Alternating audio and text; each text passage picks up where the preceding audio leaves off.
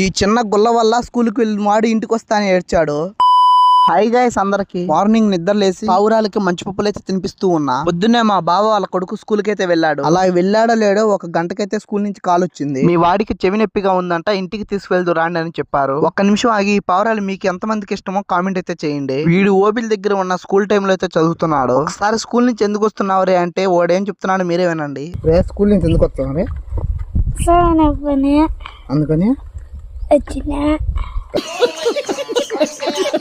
మీకోసం సాంగ్స్ పాడతాడంట, వినండి. చిన్నదానా ఈ మనసులేనైనా చిత్తూరు చిన్నదానా ఈ మనసులేనైనా.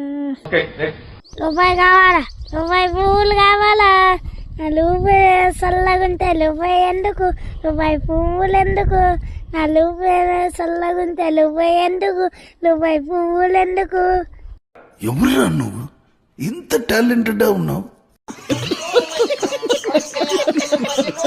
ఈ సాంగ్స్ మీకు ఎలా అనిపించాయో ఖచ్చితంగా కామెంట్ అయితే చేయండి. ఓకే బాయ్ గైస్, నెక్స్ట్ వీడియోలో కలుద్దాం.